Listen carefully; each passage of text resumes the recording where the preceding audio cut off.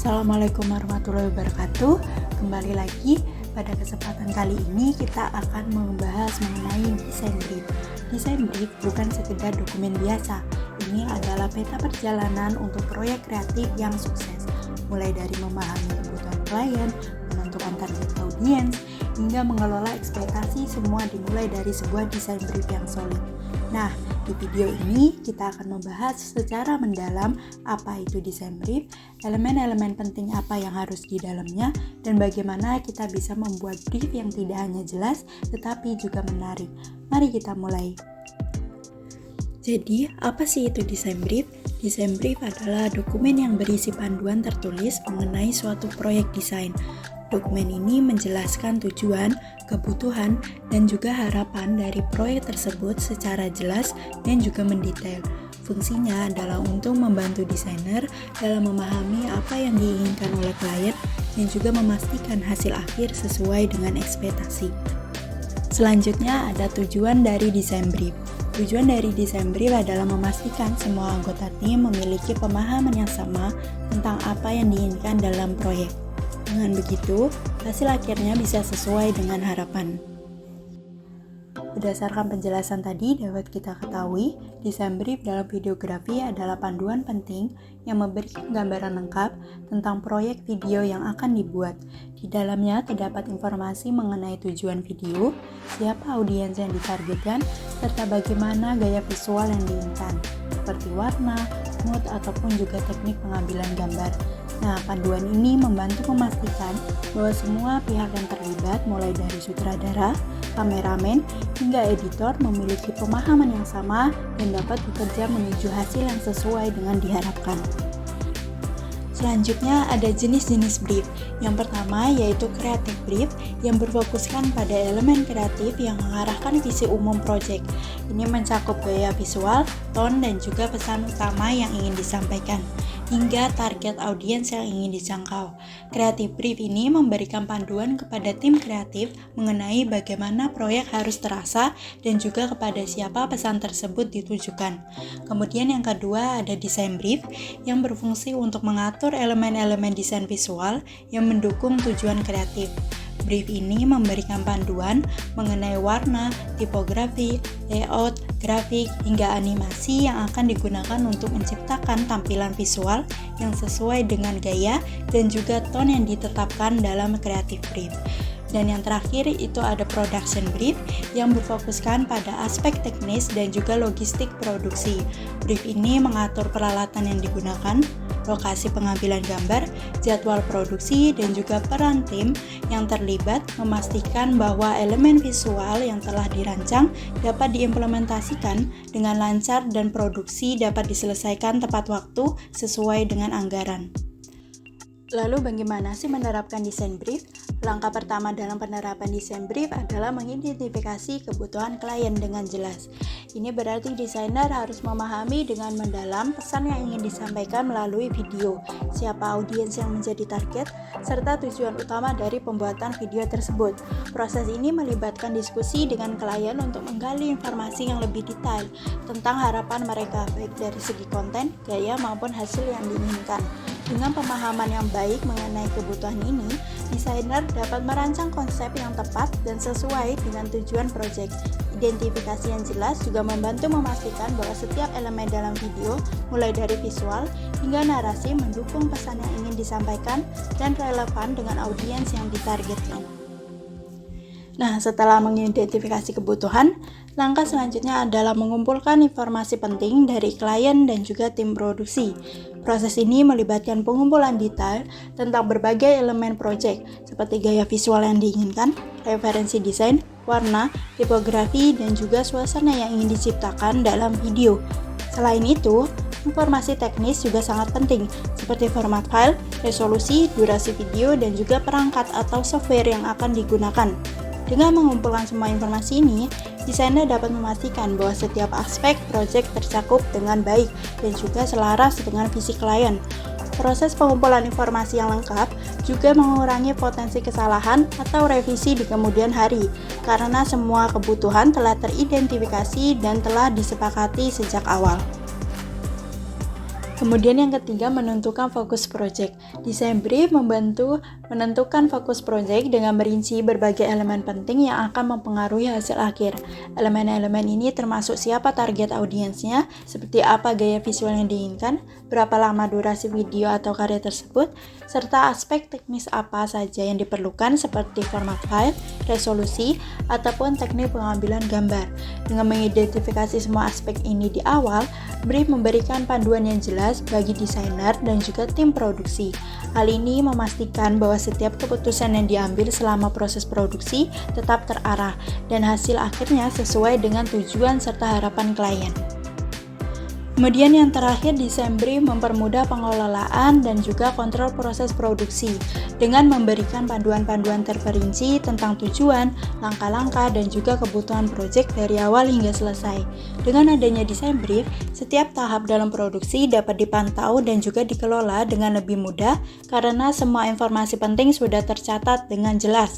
Dokumen ini memastikan bahwa setiap langkah produksi dilakukan sesuai dengan rencana yang telah disepakati dan juga untuk mengurangi kemungkinan penyimpangan dari tujuan awal. Selain itu, desain brief membantu tim untuk mengidentifikasi potensi masalah sejak dini, sehingga masalah-masalah yang muncul bisa segera diatasi tanpa mengganggu alur proyek. Ini juga menjaga konsistensi hasil, memastikan bahwa setiap elemen proyek tetap selaras dengan visi dan ekspektasi klien. Dengan panduan yang jelas, proses produksi menjadi lebih efisien dan juga terorganisir. Lalu bagaimana sih menerapkan desain brief? Langkah pertama dalam penerapan desain brief adalah mengidentifikasi kebutuhan klien dengan jelas. Ini berarti desainer harus memahami dengan mendalam pesan yang ingin disampaikan melalui video, siapa audiens yang menjadi target, serta tujuan utama dari pembuatan video tersebut. Proses ini melibatkan diskusi dengan klien untuk menggali informasi yang lebih detail tentang harapan mereka, baik dari segi konten, gaya, maupun hasil yang diinginkan. Dengan pemahaman yang baik mengenai kebutuhan ini, desainer dapat merancang konsep yang tepat dan sesuai dengan tujuan proyek. Identifikasi yang jelas juga membantu memastikan bahwa setiap elemen dalam video, mulai dari visual hingga narasi, mendukung pesan yang ingin disampaikan dan relevan dengan audiens yang ditargetkan. Nah, setelah mengidentifikasi kebutuhan, langkah selanjutnya adalah mengumpulkan informasi penting dari klien dan juga tim produksi. Proses ini melibatkan pengumpulan detail tentang berbagai elemen proyek, seperti gaya visual yang diinginkan, referensi desain, warna, tipografi, dan juga suasana yang ingin diciptakan dalam video. Selain itu, informasi teknis juga sangat penting, seperti format file, resolusi, durasi video, dan juga perangkat atau software yang akan digunakan. Dengan mengumpulkan semua informasi ini, desainer dapat memastikan bahwa setiap aspek proyek tercakup dengan baik dan juga selaras dengan visi klien. Proses pengumpulan informasi yang lengkap juga mengurangi potensi kesalahan atau revisi di kemudian hari, karena semua kebutuhan telah teridentifikasi dan telah disepakati sejak awal. Setelah mengumpulkan informasi, langkah berikutnya adalah menganalisis data yang terkumpul untuk menetapkan tujuan proyek yang jelas dan juga spesifik. Proses ini melibatkan pemahaman yang mendalam tentang apa yang ingin dicapai melalui video, seperti apakah tujuannya untuk meningkatkan brand awareness, mempromosikan produk baru, ataupun mengedukasi audiens. Menetapkan tujuan yang terperinci sangat penting agar proyek berjalan sesuai dengan harapan klien dan juga memberikan hasil yang maksimal. Dengan tujuan yang jelas, desainer dan juga tim produksi dapat fokus pada pencapaian hasil yang sesuai, memilih elemen-elemen desain yang tepat, dan juga mengatur alur kerja agar lebih terarah.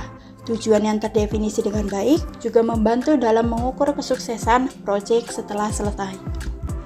Setelah menetapkan tujuan proyek, langkah terakhir adalah mengembangkan konsep desain video yang sesuai dengan tujuan yang telah ditetapkan.